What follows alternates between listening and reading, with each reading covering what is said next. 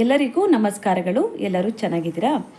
ಇವತ್ತಿನ ವಿಡಿಯೋದಲ್ಲಿ motor run ಆದ್ರೂ ಟೈಲರಿಂಗ್ ಮಿಷಿನ್ನು ಓಡೋದಿಲ್ಲ ಅಂತ ಒಬ್ಬರು ಇನ್ಸ್ಟಾಗ್ರಾಮ್ನಲ್ಲಿ ಕಮೆಂಟ್ ಮಾಡಿ ಕೇಳಿದರು. ಅದಕ್ಕಾಗಿ ನಾನಿವತ್ತು ತಿಳಿಸ್ತಾ ಇದ್ದೀನಿ.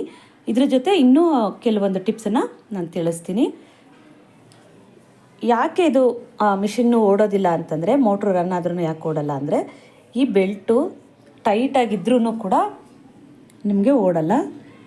ಫುಲ್ಲು ಲೂಸ್ ಇದ್ರೂ, ಸ್ವಲ್ಪ ಲೂಸ್ ಇದ್ರೂ ಕೂಡ ನಿಮಗೆ ಇದು ವರ್ಕ್ ಆಗೋದೇ ಇಲ್ಲ.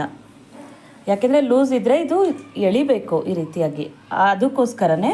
ಹಾಗೆ ನೀವು ಫಸ್ಟು ಹಳೆ ಬೆಲ್ಟ್ ಏನು ಹಾಕಿರ್ತೀರೋ ಅದರಲ್ಲಿ ಈ ರೀತಿಯಾಗಿ ನಂಬರನ್ನು ಕೊಟ್ಟಿರ್ತಾರೆ. ಆ ನಂಬರ್ನ ನೀವು ಇದನ್ನು ಹಳೆ ಬೆಲ್ಟನ್ನು ತೊಗೊಂಡೋದ್ರೆ ನಿಮಗೆ ಹೊಸ ಬೆಲ್ಟನ್ನು ಅವ್ರು ಕೊಡ್ತಾರೆ. ಇದರಲ್ಲಿ ನಂಬರ್ನ ನೋಡಿ, ಇದು ಹಾಳಾಗದೇ ಇರೋವಾಗ ಸ್ವಲ್ಪ ನೋಡ್ಕೊಳ್ಳಿ.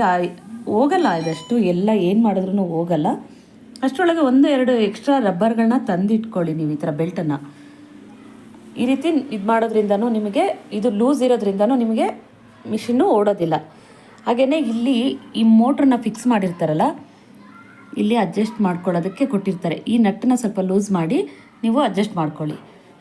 ಇದು ಕೂಡ ಹಿಂದೆ ಮುಂದೆ ಆದ್ರೂ ಕೂಡ ನಿಮಗೆ ಈ ರೀತಿ ಆಗುತ್ತೆ. ತುಂಬ ಟೈಟ್ ಆದ್ರೂ ಇಲ್ಲಿ ನಾವು ಸ್ಟಿಚ್ ಮಾಡೋವಾಗ ಒಂದು ರೀತಿ ಕಿರ್ ಅಂತ ಸೌಂಡ್ ಬರುತ್ತೆ. ನಾನು ಇವಾಗ ತೋರಿಸ್ತೀನಿ. ನಾನು ಸ್ವಲ್ಪ ಟೈಟ್ ಆಗಿದೆ ನೋಡಿ, ಈ ಥರ ಸೌಂಡ್ ಬರ್ತಾ ಇದೆ. ಅದಕ್ಕೂ ಸೌಂಡ್ ಬರುತ್ತೆ. ಲೂಸ್ ಇದ್ರೂ ಈ ಥರನೇ ಆಗುತ್ತೆ, ತುಂಬ ಟೈಟ್ ಆದ್ರೂ ಈ ಥರನೇ ಆಗುತ್ತೆ.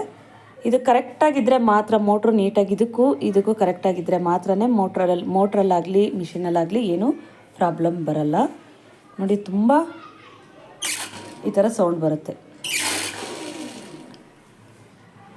ಅದಕ್ಕೆ ನಿಮ್ಗೆ ತಿಳಿಸ್ತಾ ಇರೋದು. ನೀವು ರಬ್ಬರ್ ತೊಗೊಳ್ಳುವಾಗ ನೋಡಿ ತಗೊಳ್ಳಿ, ಎಷ್ಟು ಇದೆ ಇದನ್ನು ಅಡ್ಜಸ್ಟ್ ಮಾಡ್ಕೊಳ್ಳಿ. ಇದನ್ನು ನೀಟಾಗಿ ಅಡ್ಜಸ್ಟ್ ಮಾಡ್ಬೋದು. ಇಲ್ಲಿ ಒಂದು ನಟ್ಟು ಮತ್ತು ಆ ಸೈಡಲ್ಲಿ ಒಂದು ನಟ್ಟು ಇರುತ್ತೆ.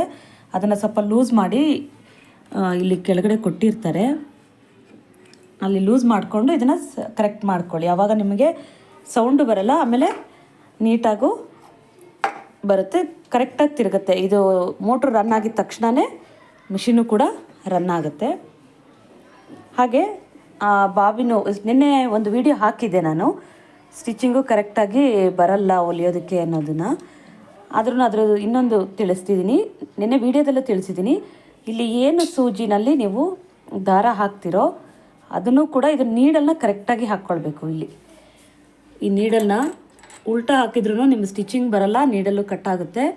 ಅದು ಕೂಡ ಇಲ್ಲಿ ಇದಾಗುತ್ತೆ. ಸೂಜಿ ಕರೆಕ್ಟಾಗಿ ಹಾಕಬೇಕು. ಇಲ್ಲಿ ಮಾರ್ಕ್ ಇರುತ್ತೆ, ಅದು ನೋಡಿಕೊಂಡು ನೀವು ಹಾಕಬೇಕು ಸೂಜಿನ. ಹಾಗೆಯೇ ದಾರನೂ ಅಷ್ಟೇ, ಇಲ್ಲಿ ನೀವು ಏನು ಈ ದಾರ ಎಳಿತೀರೋ ಅಷ್ಟೇ ಕರೆಕ್ಟಾಗಿ, ಲೂಸ್ ಆಗಲಿ ಟೈಟ್ ಆಗಲಿ ಏನು ಬರುತ್ತೋ ಅದೇ ಥರ ಕೇಸು ಮತ್ತು ಬಾಬಿನಲ್ಲಿ ನಾವು ಎಳೆಯುವಾಗ ಅದೇ ಥರನೇ ಬರಬೇಕು. ಹಾಗಾದರೆ ಮಾತ್ರ ಮಿಷಿನಲ್ಲಿ ಕರೆಕ್ಟಾಗಿ ಹೊಲಿಗೆಗಳು ಕರೆಕ್ಟಾಗಿ ಬೀಳೋದು. ಈ ನೀಡಲ್ ಹಾಕೋದನ್ನು ಕೂಡ ನಾನು ನೆಕ್ಸ್ಟ್ ವೀಡಿಯೋಗಳಲ್ಲಿ ತಿಳಿಸ್ಕೊಡ್ತೀನಿ, ಇದು ಹೇಗೆ ನೀಡಲ್ ಹಾಕೋದು ಅಂತ. ಒಂದು ಸ್ವಲ್ಪ ಹೆಚ್ಚು ಕಮ್ಮಿ, ಇದು ಕೆಳಗಡೆ ನೀಡಲು ಜಾಸ್ತಿ ಆದ್ರೂ ಸ್ಟಿಚಿಂಗ್ ಬರಲ್ಲ. ಸ್ವಲ್ಪ ಮೇಲ್ಗಡೆ ಹಾಕಿ ನಾವು ಇದು ಮಾಡಿದ್ರೂ ಸ್ಟಿಚಿಂಗ್ ಕರೆಕ್ಟಾಗಿ ಬರಲ್ಲ. ನೋಡಿಕೊಂಡು ನೀವು ಆ ಮಾರ್ಕಿಗೆ ತಕ್ಕನಂಗೆ ಹಾಕಬೇಕು. ಇನ್ನೂ ಏನಾದರೂ ಬೇಕಿದ್ದರೆ ಕಮೆಂಟ್ ಮಾಡಿ, ನಾನು ತಿಳಿಸ್ಕೊಡ್ತೀನಿ. ಧನ್ಯವಾದಗಳು.